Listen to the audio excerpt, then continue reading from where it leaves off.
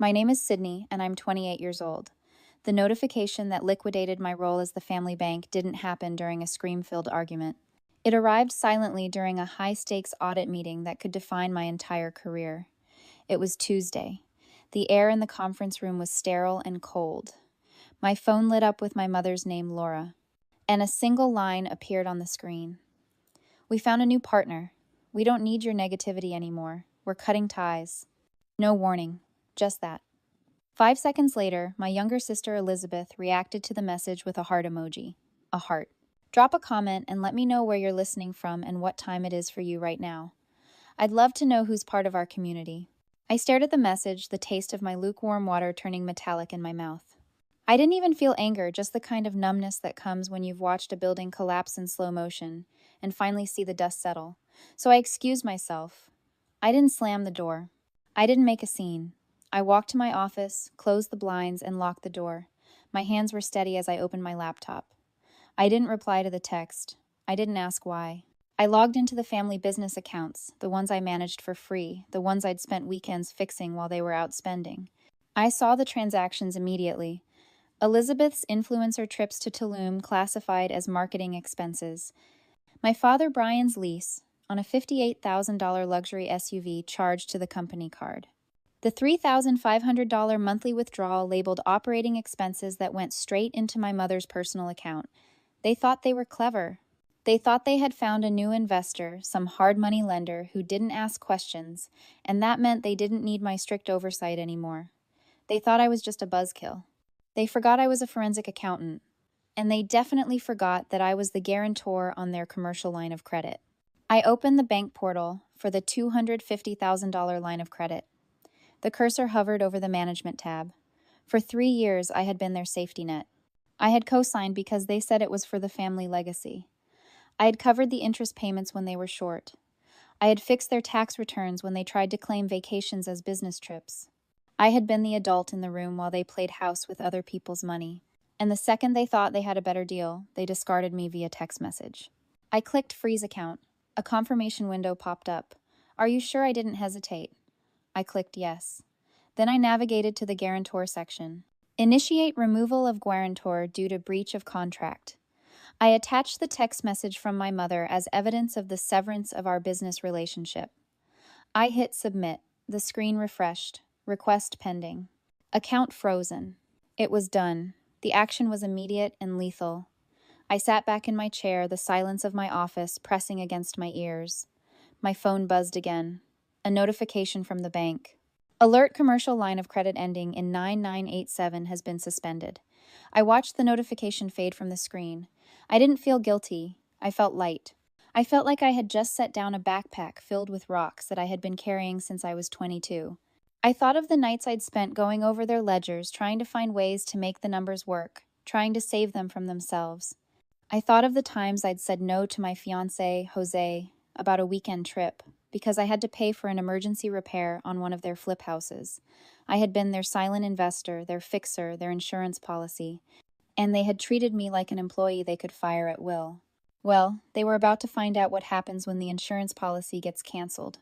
I opened my email and drafted a message to the new lender they had mentioned in previous conversations, the shady one with the high interest rates. Subject: notice of guarantor withdrawal. I attached the bank confirmation. I didn't need to say anything else. Professional courtesy. If they were investing based on my credit score, they deserved to know that asset was no longer on the table. I hit send.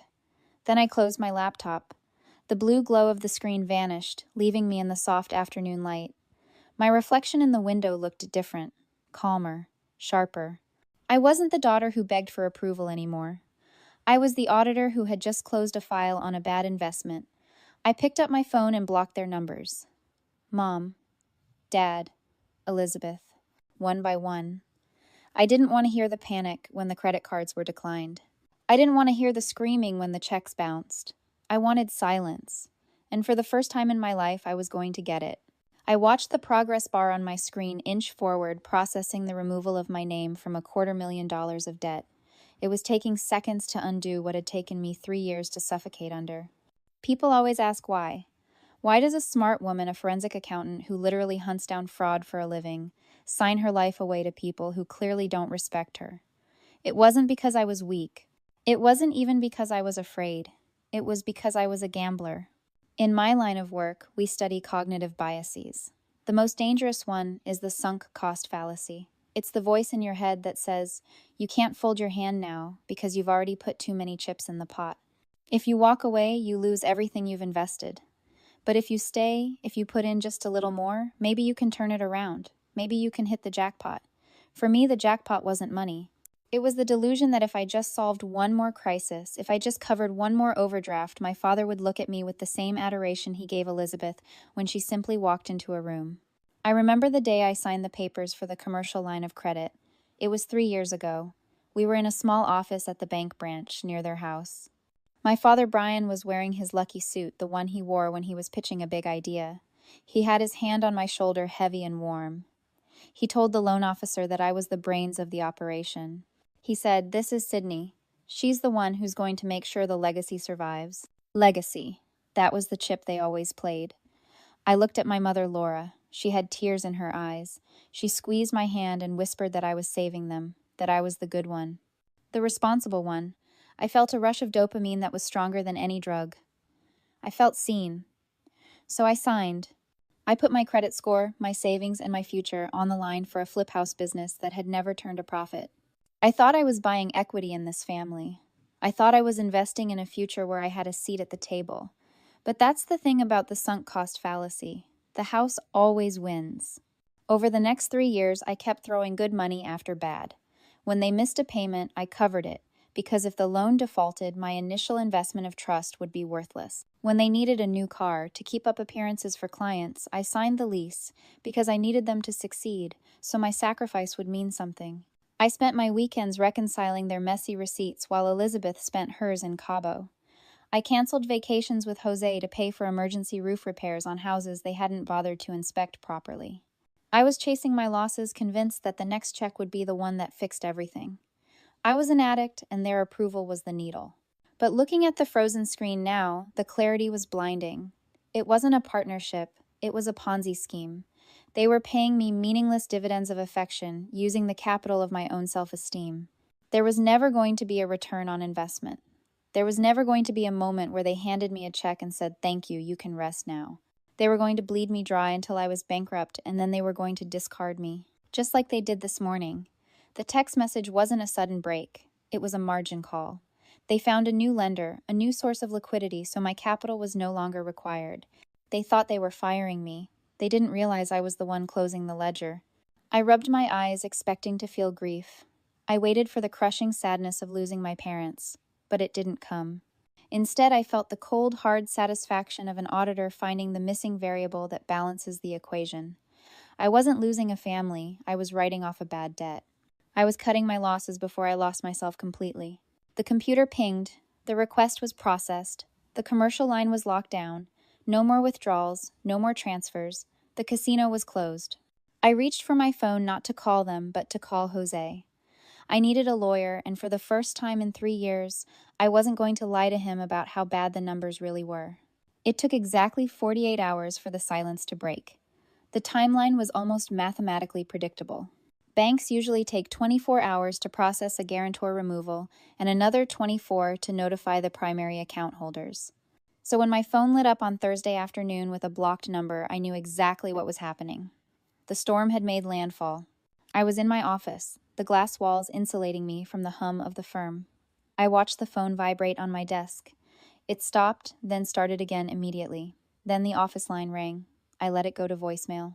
Then my email notification chimed. Subject urgent. Please call. Sender Laura via a new Gmail address. I didn't open it. I didn't have to. I could imagine the contents perfectly. The confusion first, then the panic, then the rage. It's a biological response. In nature, when a parasite realizes its host is dying or detaching, it doesn't quietly accept its fate. It releases toxins. It induces a cytokine storm. It tries to make the host so sick that the body stops fighting the infection just to survive the symptoms. My family was the parasite and their rage was the toxin. My assistant Sarah knocked on the door. She looked uneasy. "Sydney, there's a woman on line 2 who says she's your mother. She sounds hysterical. She says it's a medical emergency."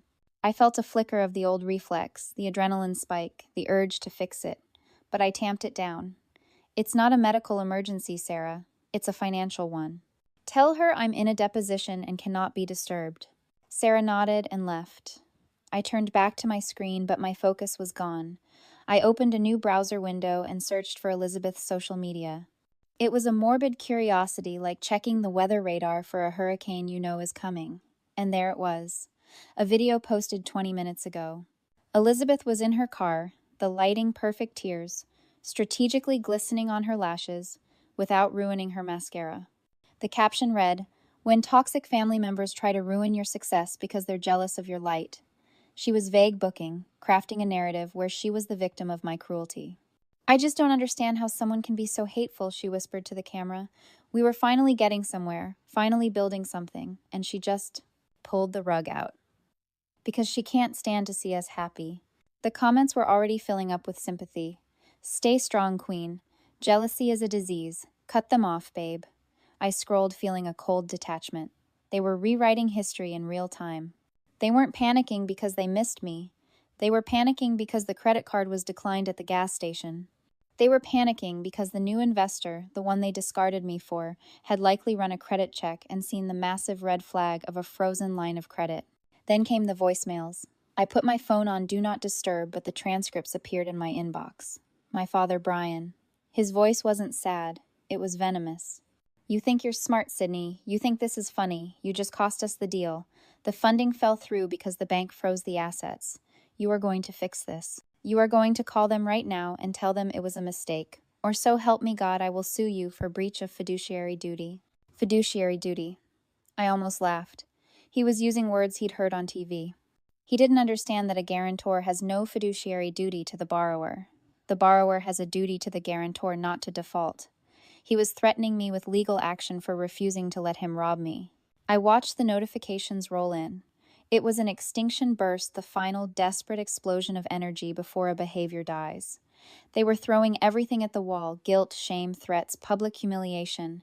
They were trying to trigger the old Sydney, the one who was terrified of disapproval, but that Sydney was gone.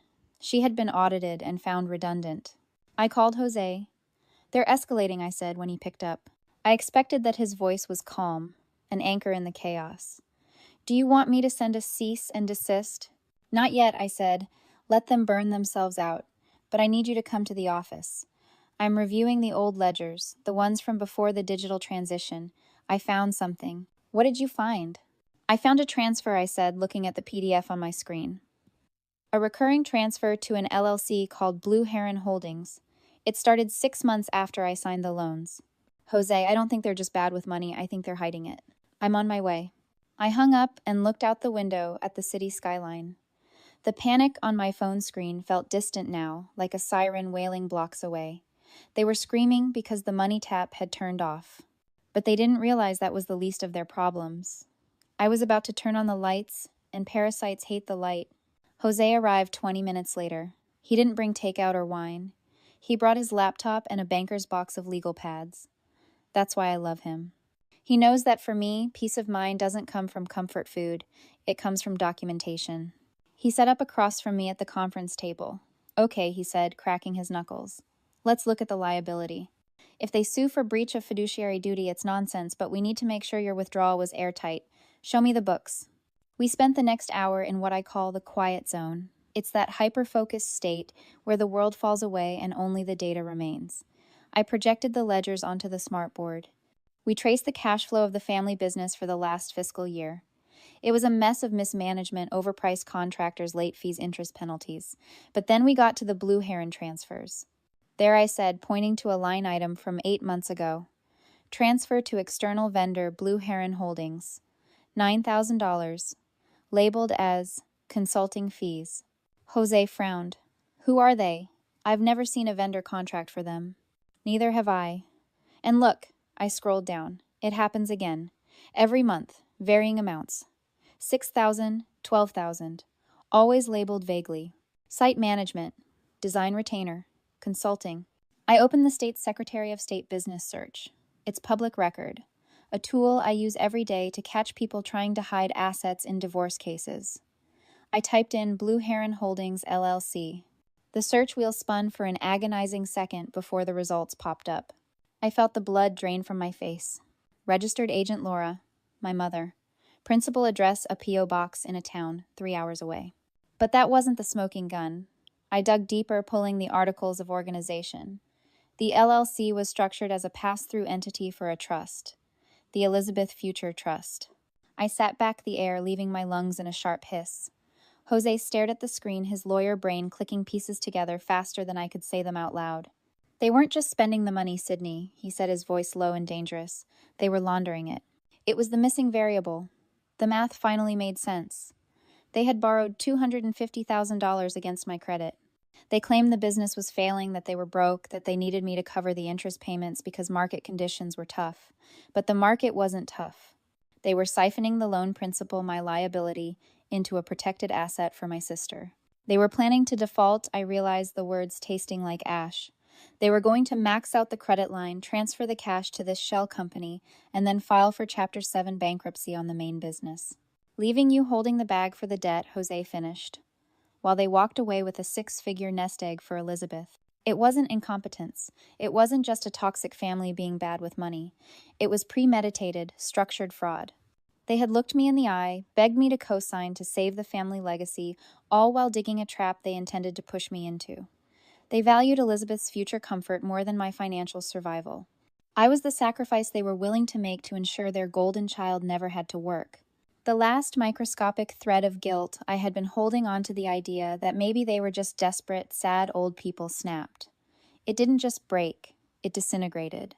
This is criminal, Jose said. This is fraudulent conveyance. If a bankruptcy trustee saw this, they'd go to prison. I know, I said. My voice was steady, colder than it had ever been. And they're about to find out that the only thing worse than a forensic accountant for a daughter is a forensic accountant they tried to frame. I printed the documents. The articles of organization, the transfer logs, the bank statements. I compiled them into a new file. I wasn't going to wait for them to sue me. I wasn't going to wait for them to apologize. What do you want to do? Jose asked. I looked at the stack of paper. I want to invite them to a meeting. You think they'll come? Oh, they'll come, I said, because I'm going to tell them I'm ready to negotiate the release of the funds. They'll think they won. They'll think I cracked. I picked up my phone and unblocked my father's number. I typed a single text. Come to my office tomorrow at 10 in the morning. We need to settle this. He replied in 30 seconds. Glad you finally came to your senses. I stared at his words. He had no idea. He thought he was coming to a surrender. He didn't know he was walking into a foreclosure. They arrived at 9:58 in the morning. Punctuality is easy when you think you're coming to collect a check. I watched them from the mezzanine. My father Brian was wearing his closer suit again, the navy one with the gold cufflinks. My mother Laura had worn a pastel cardigan, playing the role of the concerned, soft-hearted matriarch. Elizabeth was trailing behind them, scrolling on her phone, looking bored, as if salvaging the family fortune was just an errand, interfering with her brunch plans. They walked into the lobby with a swagger I hadn't seen in years. They thought I had cracked. They thought the silence of the last 48 hours was me crumbling under the pressure of their disapproval. They didn't know it was just the quiet before the verdict. I met them at the reception desk. I didn't smile. I didn't offer coffee. Sydney, my mother said. Reaching out for a hug, I deftly sidestepped. Her eyes scanned the lobby, performing for an audience of receptionists and security guards. We were so worried. You've been acting so erratic. Conference room B, I said. My voice was flat. Follow me. I led them past the open-plan desks, past the curious glances of junior auditors. I opened the heavy glass door to the boardroom. Jose was already there, standing at the head of the table, a stack of files in front of him. My father stopped. Who is this? We don't need lawyers, Sydney. This is a family meeting. This is a settlement meeting, I corrected. And Jose isn't just my fiancé. He's my counsel. Sit down. Saturday. The dynamic shifted instantly. The boardroom is my arena, not theirs. The air conditioning hummed. I plugged my laptop into the HDMI cable. The projector whirred to life, casting a harsh white light on the screen behind me. I assume you're here to unfreeze the credit line, I said, standing while they Saturday. We're here to accept your apology, my father said, leaning back, trying to reclaim the space. And to fix the mess you made with the lender. Do you have any idea how embarrassing it was to explain your tantrum? I didn't answer. I clicked a key. The screen changed. Blue Heron Holdings, LLC. Registered Agent Laura. Beneficiary Elizabeth Future Trust. The silence that followed wasn't empty. It was heavy, sucking the oxygen out of the room. Elizabeth looked up from her phone, her eyes widening. My mother went pale. My father's jaw worked, but no sound came out. "We know," I said. "We know about the transfers. We know about the shell company. We know you were siphoning the loan principal to hide assets before filing for bankruptcy." That's tax planning," my father stammered, sweat beading on his forehead. "You don't understand high-level finance, Sydney. We were protecting the estate." "You were committing fraudulent conveyance," Jose said. His voice was calm, professional, lethal. "You were moving assets out of a dying business to defraud creditors. Specifically to defraud Sydney, who you left on the hook for the debt." "How dare you?" My mother stood up, her voice trembling with that weaponized fragility she used so well. "We did this for the family, to ensure Elizabeth had a safety net. You have a career, Sydney. You can handle the debt. Your sister needs support." They started shouting then, all of them. My father yelling about ungrateful daughters. My mother crying about how I was twisting their love. Elizabeth screeching that I was jealous of her trust fund. It was a wall of noise, a cacophony of entitlement and fear. And that's when I learned the most important lesson of my life. I call it the sound of a closing door. For years, I thought power was about having the best argument. I thought if I could just explain myself clearly enough, if I could just scream my pain loud enough, they would finally hear me. I thought communication was the key. But I was wrong. True power isn't in the noise, it's in the silence. Explaining is a form of begging. It's an attempt to get someone to validate your reality. When you stop explaining, when you stop arguing, you stop handing them your power. I didn't shout back. I didn't try to justify why it was wrong to steal from me. I just watched them. I let their words hit the silence and fall flat. I looked at them not as giants, but as small, desperate people who had just realized the locks had been changed. When they finally ran out of breath, realizing I wasn't engaging the room, fell quiet again. "Are you done?" I asked. My father glared. "You can't prove any of this." "I don't have to prove it to you," I said. I signaled Jose. He slid 3 thick envelopes across the polished mahogany table. "This is a formal notice of a fraud investigation initiated by the bank," I said. "I submitted the evidence this morning. They are very interested in Blue Heron Holdings." My father picked up the envelope, his hands shaking violently. "And this," I continued, "is my formal revocation of the guarantee. The bank accepted it based on the evidence of bad faith dealing. The credit line is closed, permanently. The debt is now entirely yours." "You're sending us to jail," Elizabeth whispered the reality, finally piercing her bubble. "I'm not sending you anywhere," I said. "I'm just turning on the lights." I reached into my pocket and pulled out a set of keys. The keys to the project house, the McMansion they were living in, the one bought with the money I secured, the one they were letting rot while they funneled cash to Elizabeth. I slid the keys across the table. They clattered loudly, the metal sound echoing like a gunshot. "I'm divesting," I said. "The house, the business, the family, I'm out." "Sydney, wait." My mother lunged for my hand, the tears real, now born of terror. "We can fix this. We can put the money back. Please don't leave us like this." I pulled my hand back. I looked at her, really looked at her, and realized I felt nothing. No hate, no love, just the cool detachment of an auditor closing a file. "The meeting is over," I said. Jose and I walked out. We didn't look back. Behind us, the shouting started again, but it sounded muffled, distant, like a radio playing in another room. I walked through the lobby, past the security guard, and out into the street. The sun was shining. The air smelled like exhaust and coffee and freedom. The door had closed, and I loved the sound it made. 6 months is a lifetime in the financial world. Markets crash, assets liquidate, and new entities rise from the ashes of failed ventures. It's been exactly 180 days since I walked out of that conference room, and the landscape of my life has been completely restructured. The fallout for my family was exactly what the data predicted. Without the credit line, the flip house, the one they were living in while pretending to renovate, stalled. They couldn't pay the contractors. They couldn't pay the mortgage. The bank moved fast. The foreclosure auction happened 3 weeks ago. I didn't go. I didn't even look up the listing online. I just saw the notification from the county clerk's office, filed it under resolved, and moved on. The fraud investigation is slower, but it's moving. The district attorney is very interested in the tax implications of Blue Heron Holdings. My father tried to reach out through a third-party lawyer. offering a settlement if I would retract my statement to the bank. I didn't respond. I let Jose handle it. His response was a single sentence: "My client has no interest in negotiating with the defendants." As for me, I got promoted. I'm a senior partner now. The firm recognized that someone who can spot a shell company hidden inside a family trust is exactly the kind of shark they want leading the audit division. I'm sitting on my balcony now. It's Friday evening. The city lights are blinking on a grid of gold against the twilight. Jose is inside pouring 2 glasses of a vintage red wine. I bought it. I paid for the apartment, I paid for the furniture. Every single thing in my line of sight belongs to me free and clear. There are no liens on my peace of mind. I pick up my phone one last time. I navigate to the blocked messages folder. It's a habit I'm trying to break, like checking a lock you know is secured. There are dozens of them.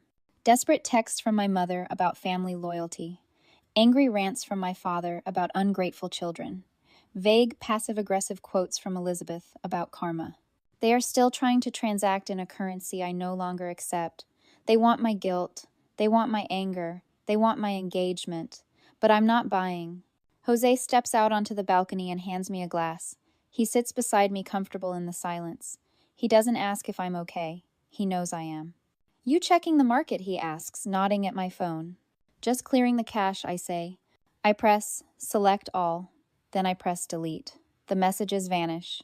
The history is gone. The server is wiped clean. I look out at the city. For years I thought solvency was just a math problem. I thought it was about assets exceeding liabilities. I thought if I just poured enough money into the black hole of my family's expectations, eventually I would be in the black. Eventually I would be worthy. But I realized tonight that solvency isn't about money. It's about emotional liquidity. It's the ability to walk away from a bad investment without looking back. It's the freedom to wake up in the morning and not owe anyone a piece of your soul just to keep the peace. It's knowing that your value isn't determined by how much you can be used. My family is bankrupt. Not just financially, but morally. They spent everything they had, my trust, my love, my loyalty, and they have nothing left to show for it. But me, I'm profitable. I have my integrity. I have my peace. And I have the sound of a closing door.